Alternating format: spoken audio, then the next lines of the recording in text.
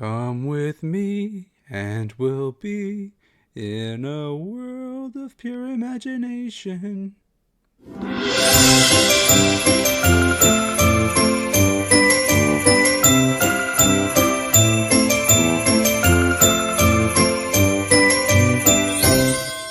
Hey there, and welcome to a special episode of Post Credits with Gil Garcia, where we go beyond the final scene. We have made it to the final week of the season of giveaways, and congrats to our second winner, Phil G. Congratulations, Phil. Thank you so much for supporting the podcast since its inception. I appreciate you taking the time to listen to me each week. I'll be reaching out to you for your prize. And with that, we have one more $25 gift card to give away this season. And you could be the one to win it. Remember, it's an Xbox, PlayStation, Steam, Best Buy, Amazon, Target, whatever retailer you decide, you can win a $25 gift card for those retail places. The rules of the contest are very simple. First thing you got to do, follow the show on Instagram or X. The username is PC with Gil. Later in the episode, I'll provide you a key phrase, so listen out for that. Once you hear the key phrase, share it on your Instagram, X, or both. And make sure you tag the show. You get one entry per social media platform. And now this week's contest is the final one of our season of giveaways. We've ran 2 already this month. And this contest this week will end on December 23rd at midnight Pacific. So you want to get your entries in as soon as possible. I'll be sharing the name of the winner on next week's Aquaman and the Lost Kingdom episode. So be sure to follow on Spotify as well. Subscribe on Apple Podcasts, and subscribe on YouTube so you don't miss an episode. Since this will be my final episode prior to Christmas, I want to wish you and your family, wherever you are, a Merry Christmas and a Happy Holidays. Let's now look at the film of the week. Today we are covering Wonka from the mind of Roald Dahl. Is 2023's Wonka a cheap nostalgia grab, or does the film offer a deeper look at our beloved chocolatier? Come with me, we'll be in a world of pure imagination. Here's Act 1, Connections and Expectations.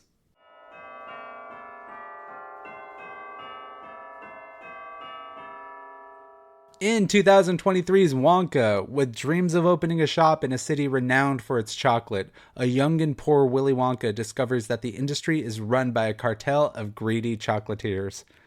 Wonka is directed by Paul King, also famous for Paddington and Paddington 2, and it's written by Simon Farnaby, Paul King, and Roald Dahl himself.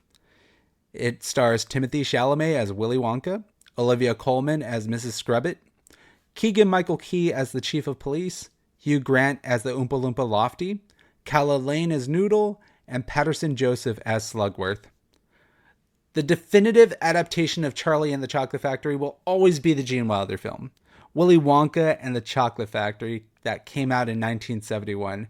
To so many people and generations, the film is absolutely timeless, from the colorful pageantry of the Oompa Loompas to the dark humor of Willy Wonka himself. The movie has a beautifully twisted, heartfelt messaging behind it, and ever since I was a kid, I was enamored by it. Gene Wilder was my personal favorite actor growing up. So much of my passion for film came from watching Willy Wonka and the Chocolate Factory, Silver Streak, Young Frankenstein, Blazing Saddles, and even The World's Greatest Lover, which was a birthday present I got one year.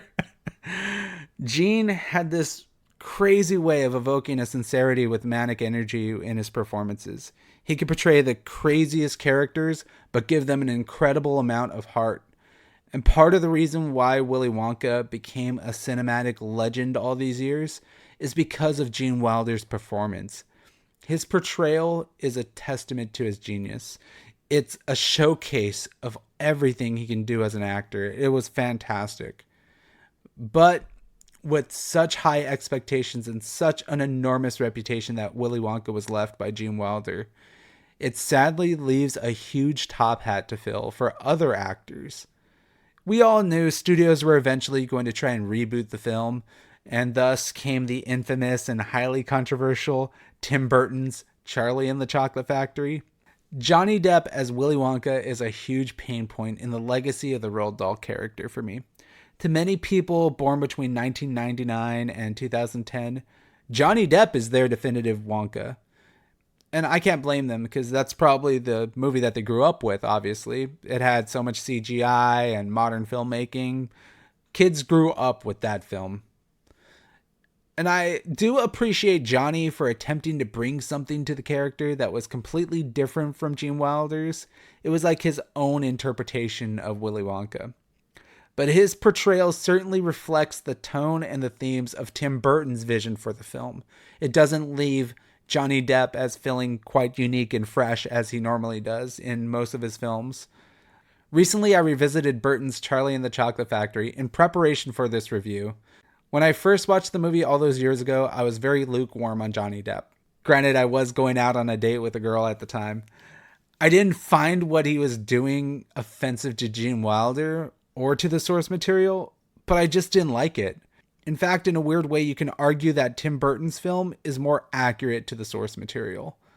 Unfortunately, I don't think his accuracy to the source material trumps creativity. There are some interesting visuals in that Tim Burton film, but Depp and Burton's film is so bland, lifeless, humorless, and drab. Johnny Depp's Wonka, in my opinion, is pretty terrible upon rewatching it. It isn't that he is creepy, it's just that he's trying too hard to reinvent the character as Bizarro Jack Sparrow. The whole movie is unsettling with some of the ways he stares at the kids and the way he clacks his teeth. It's watchable for sure, but it's unsettling and it lacks heart. There really is no character arc for anyone in that movie besides Willy Wonka, especially Charlie. Charlie was always the heart and soul of the Roald Dahl books. With Tim Burton's Charlie and the Chocolate Factory, it's more about Willy Wonka, and you don't feel like Charlie gets enough of a character arc to make it feel gratifying at the end when he wins the whole factory. Now, it's only natural that when this movie was first announced, discourse surrounding Johnny Depp, Gene Wilder, and Timothee Chalamet was going to pick up steam. Passionate people online have been debating which actor is better, which film is better, and both coming together to collectively shit on Timothee Chalamet's casting, much like people did with Heath Ledger when he was first cast as the Joker. They were quick to write off this movie as an unnecessary cash grab, a soulless CGI snooze fest, and a sign of creative bankruptcy. And in this era of cinema, we have seen the rise of requels, prequels, and alternate universe sequels, like Michael Keaton's Batman showing up in The Flash. So I don't really blame people for being cautiously optimistic for a movie like this, where they take a beloved character or IP and attempt to contemporize it for modern audiences.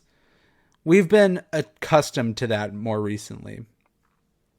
And to be more accurate, we have seen Disney and Warner Brothers struggle mightily this year. Disney has had box office bomb after box office bomb. Meanwhile, Warner Brothers has delayed tentpole action films like Wonka, Aquaman, Dune got delayed. So they're in the middle of reconsidering their whole strategy just because of the way people are responding to the box office. The numbers are not there. Facing an uphill battle, Wonka had all the prime makings of another box office disappointment for the studio. And before we get to the review, I just want to encourage everyone to go into this movie with an open mind. Oftentimes when a film like this comes along, people will abstain from watching it because of their own prejudices against the movie's existence. They will chime in online and revolt against Wonka because it's not Johnny Depp. It's not Gene Wilder. And for this review, I went into it with a clear mindset. And I was hoping to get a better appreciation for Roald Dahl's material and for the character of Willy Wonka himself. And hopefully, I will guide you into opening your mind and imagination with this thorough look at 2023's Wonka. It's time for Act 2 of the podcast. This is the review.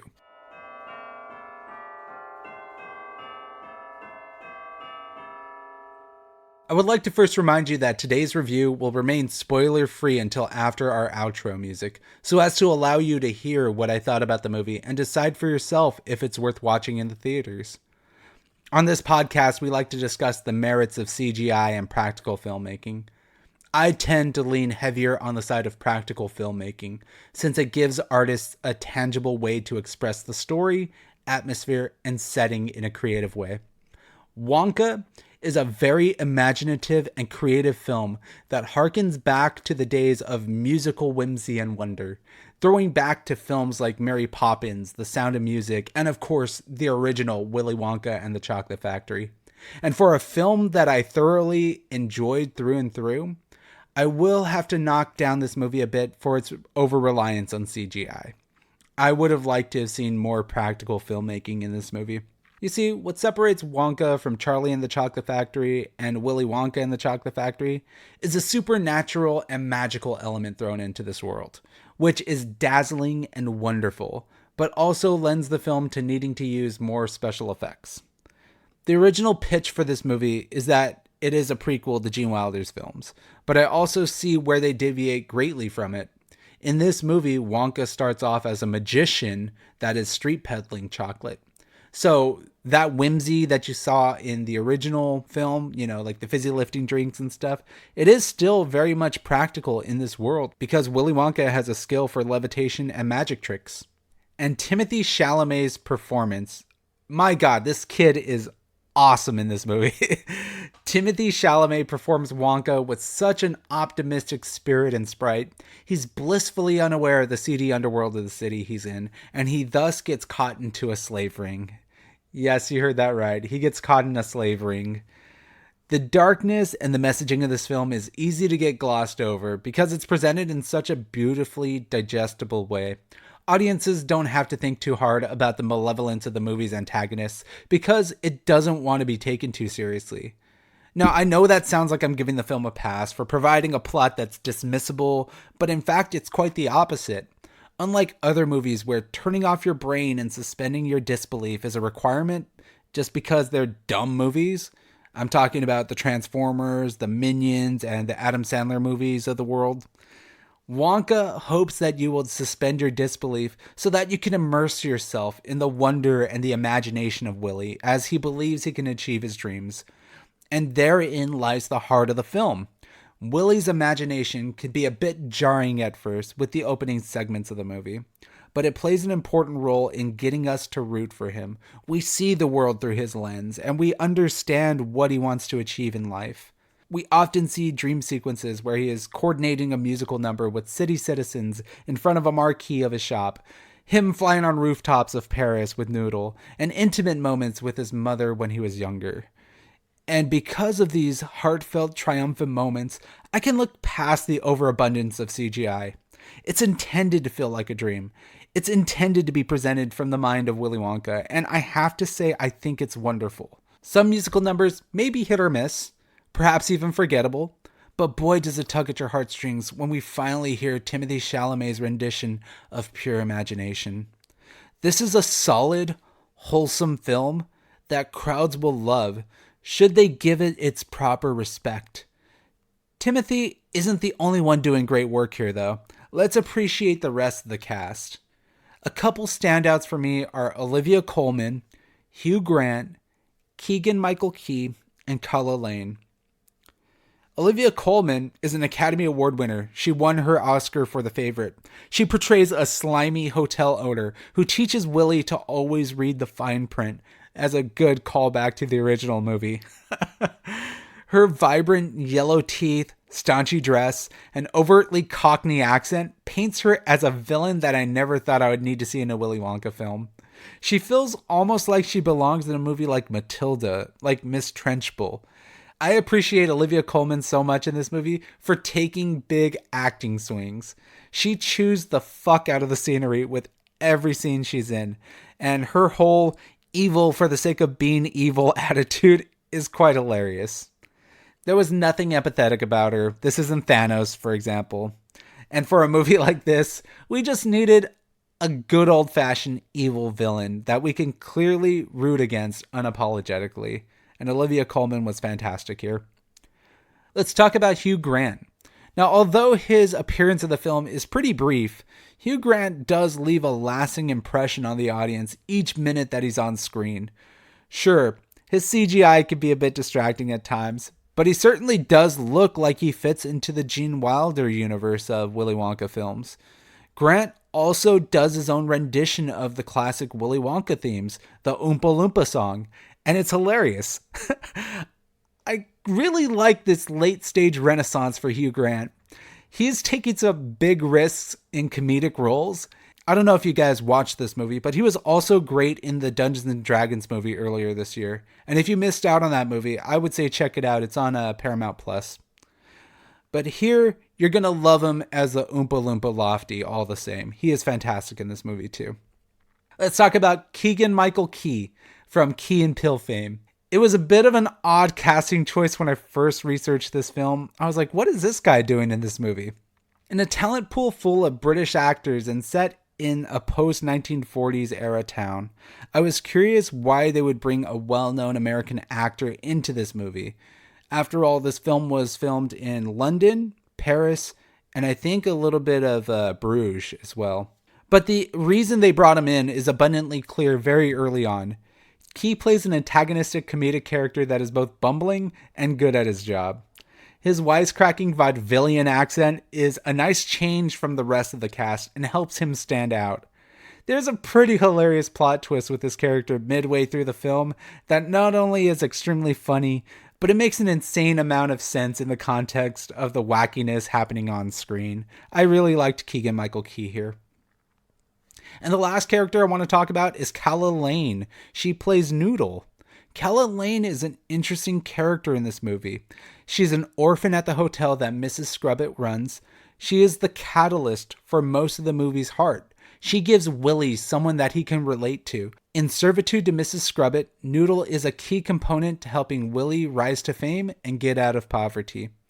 I will discuss it in the post-credits spoiler discussion later on in the episode, but there's a scene near the end of the movie that is a real tearjerker involving Noodle, and it got a lump in my throat. I got pretty emotional watching it. I was really surprised by the amount of heart, humor, and care that went into this movie. This could have been a piece of shit that everyone could dismiss, but I actually really enjoyed this movie a lot. Now here's a bit of a depressing confession. Knowing that Paul King wrote this movie and hearing the great things that I've heard about Paddington and Paddington 2, I have to sadly confess that I've never watched any of the Paddington movies. I think for a while there, Paddington 2 was the highest rated movie on IMDb with a solid 10 out of 10 score with thousands of reviews. It was beating out The Godfather, actually. But I never seen it. I've never watched it, but I hear great things about it. All that I've heard about those movies have been extremely positive. Some people from the entertainment industry even point to Paddington 2 as one of the kindest, most heartwarming movies that they've ever seen. And after watching Wonka, I'm now excited to go back and revisit those Paddington movies. I really want to watch them now because I've seen what Paul King can do. Wonka, I imagine, is written pretty much in the same vein as those films, and it is humorous throughout, but also sentimental when it needs to be.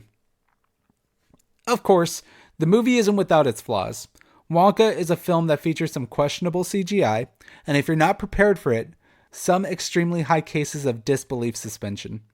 The story beats surrounding the chocolate cartel are absurd, bizarre, and I'm not quite sure if they fit into the connection to Gene Wilder's universe. Ultimately, I look past these connectivity issues by just assuming that this version of Wonka is influenced by Gene Wilder, but it's not exactly Gene Wilder's character that we're watching on screen. And when you paint the story in that sense, you're going to have a good time with it. I can undoubtedly say that Wonka is far greater than Charlie and the Chocolate Factory, but will not surpass the original in my opinion. I give Paul King's Wonka a solid 4.5 out of 5. It's an easy film for me to endorse, and I recommend to all audiences. It's a crowd-pleasing, humorous good time that wastes no time getting to what makes Roald Dahl's works special to so many generations. This movie is a well-made family film, great for kids and adults alike, and you'll have a good time. I recommend you go watch it in the theaters for sure. So now is an appropriate time for me to give you this week's key phrase for the Season of Giveaways contest. This week's key phrase isn't much of a key phrase at all. Instead, it's a key word. So to enter the contest, tag the show on Instagram or X using the keyword snozberries in your post. Good luck to you, and I'll be announcing the winner on next week's episode. The next part of the show is where I give you Rotten Tomatoes reception, some differentiating opinions, and a few filmmaking factoids. This is Act 3.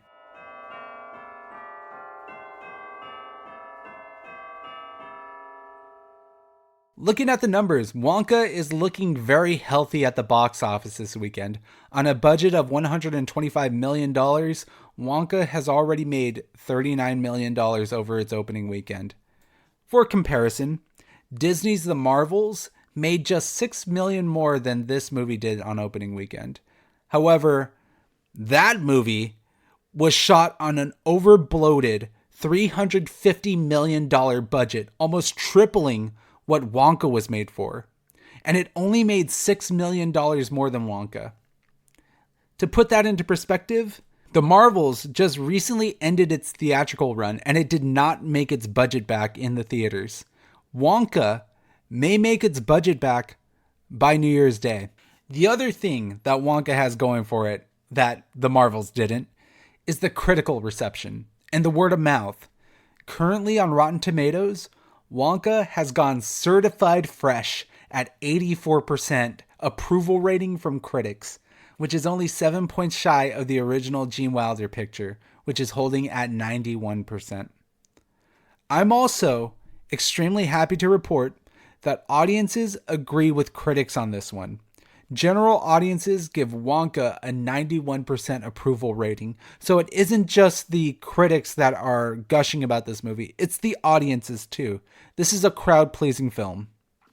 The critic consensus says that with director Paul King at the helm and some solid new songs at the ready, the warmly old-fashioned Wonka puts a suitably sweet spin on the classic character while still leaving some room for the source material's darker undertones. You know what? I'm going to do something different this week. For the past couple months, I've been showcasing some 1-star reviews and some 5-star reviews. But I'm going to go ahead and punt this week's 1-star reviews on this segment because I think this movie deserves the love and admiration that it's getting. I don't want to bring anyone's unwanted 1-star review into this review because it's going to bring down our vibe. So instead, I'm just going to give you a couple 5-star reviews written by the audience. Manny C., a verified audience reviewer on the website, writes, "What a pleasant surprise. A prequel worthy of the original. Outstanding performance by Timothee Chalamet. Excellent cast and musical numbers. An exceedingly great movie treat." I couldn't have said it better myself, Manny. I was really shocked by how much I enjoyed this movie, and you're right, it is worthy of the original film. Austin M's review perfectly sums up what I think most people were expecting going into this movie. He says, "I wasn't sure about seeing this movie at first when it was first announced, but after I saw the trailer, I was sold. This prequel to the original Gene Wilder film is perfect. It's able to capture the same magic, weirdness, and heart that the original one had. Timothée Chalamet gives an outstanding performance as a young Willy Wonka as well. Absolutely recommend, and this is a must-see in theaters as well." I'm not going to lie, guys. I really think this movie is going to have legs when it reaches home video. I'm for sure going to buy it on 4K disc when it's available for pre-order. It's not often where I see a movie, I enjoy it in the theater, but then the more I speak about it, the more I grow to love it. But this movie does that, and I hope you guys out there go out and give it a chance, even if you have to wait to stream it. This is a must-see. Let me now give you some filmmaking factoids before we wrap up the spoiler-free segment of the show. First factoid. Director Paul King said he gained about 50 pounds from all the chocolate he ate on set and added, "It's a miracle that Timothée Chalamet remained so slim and handsome." King explained, "We had this incredible chocolatier. She made these incredible concoctions and we would taste them. They tasted much better than they needed to because obviously actors are good at pretending things. But the miracle was that they tasted every bit as good as they looked." I like that. I like that they actually ate chocolate on set. And that there was this crazy woman behind the scenes that was actually living out the fantasy of Willy Wonka. Did you guys know that Tom Holland and Timothée Chalamet were the 2 finalists for the role of Willy Wonka, with Chalamet ultimately winning the role? Thank God, after seeing Tom Holland pretend to be Nathan Drake in Uncharted, I think I'm okay with not seeing him act for a while. And let's get to the final factoid, and it's one that I alluded to earlier in the podcast. The design of the Oompa Loompas is taken straight out of Willy Wonka and the Chocolate Factory from 1971, the first adaptation of the novel. The original novel had no specific depictions of the Oompa Loompas, except that they have to be knee-length height, have long hair, and they speak their own language. This movie kind of keeps it consistent to the original vision of the Oompa Loompas. And so with that, my friends, we have reached the end of our spoiler-free review of Wonka. You are cordially invited to stick around after the credits song to hear me gush about the plot details of the movie. But should you want to stay clear of spoilers, this is where we part. Thank you for taking the time to listen to the show today. I had a lot of fun and I really do endorse this movie. So go out, support your local cinemas, and watch it on the big screen. Next week will be the final episode of Season 1 of Post Credits with Gil Garcia as we review Aquaman and the Lost Kingdom. Be sure to follow the show on X and Instagram at PC with Gil and get those final entries into our Season of Giveaways contest. And also, subscribe to the show on Apple, Spotify, and YouTube so you don't miss an episode. And once again, I wish you and your family a happy and safe holidays.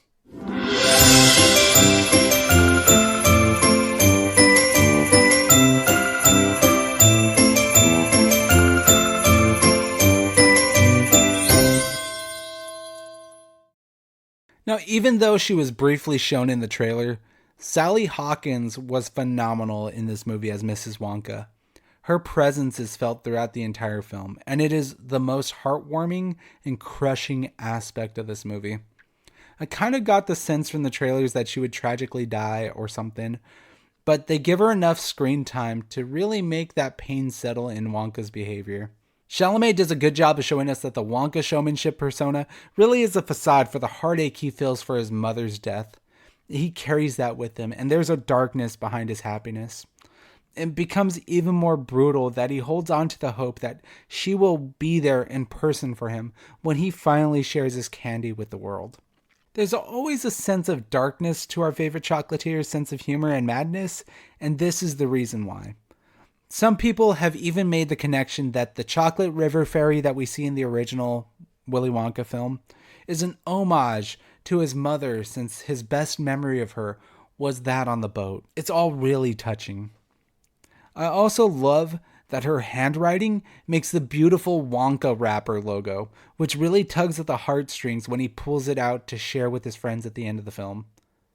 But what really got me to tear up in this movie was that fucking golden ticket.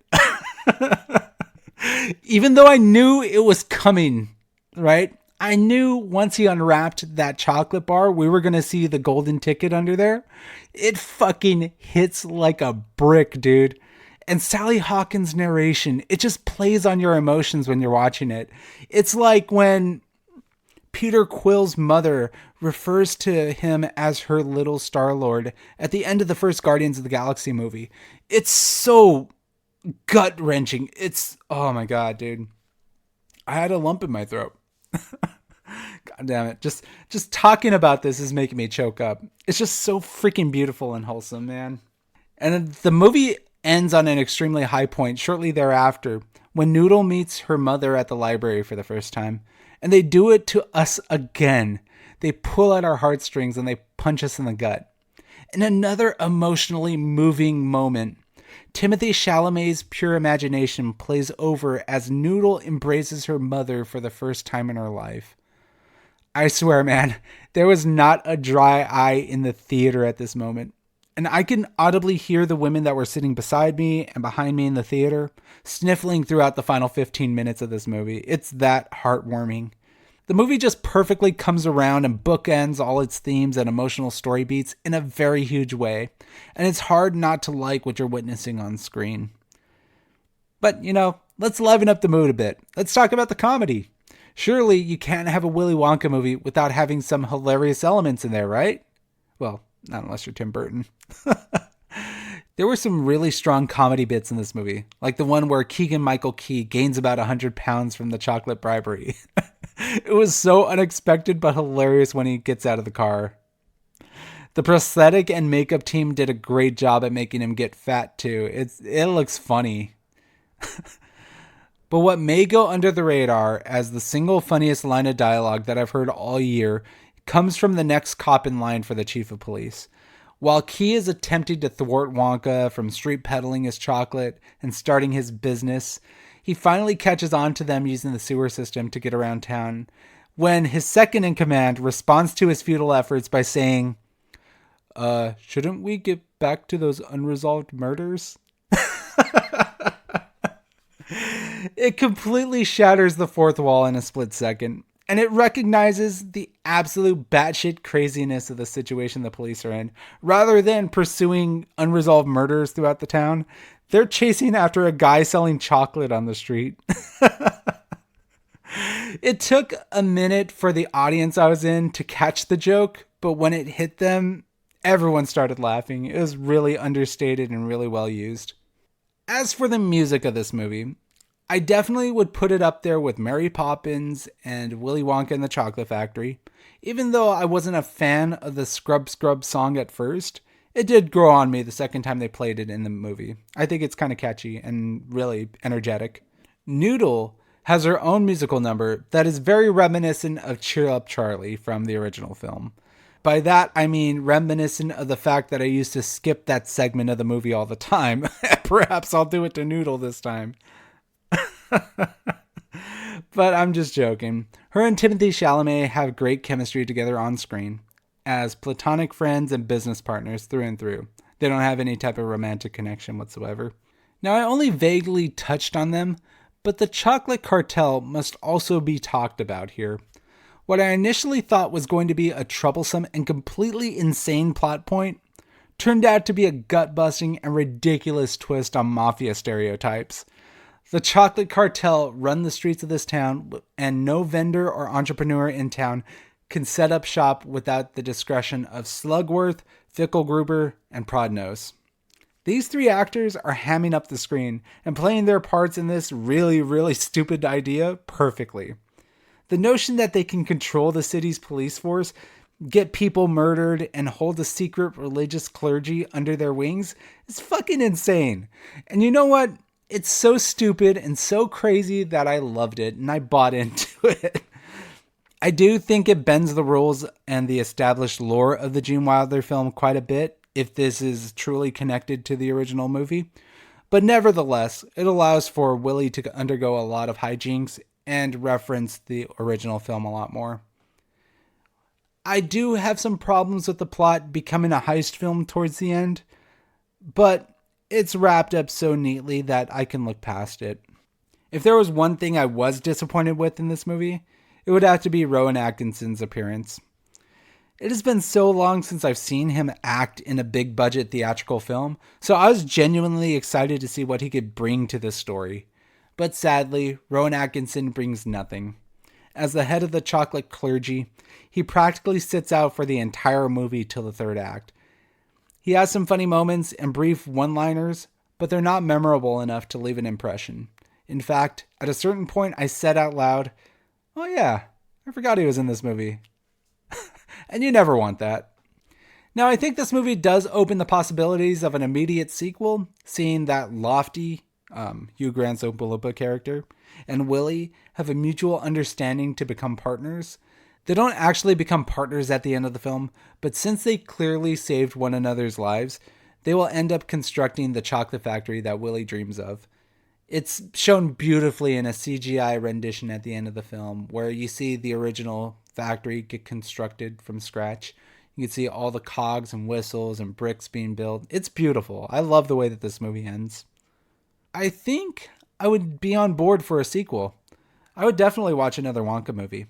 But they would have to keep the cast, crew, and director the same on the next movie. Should they switch everyone's hands? Count me out.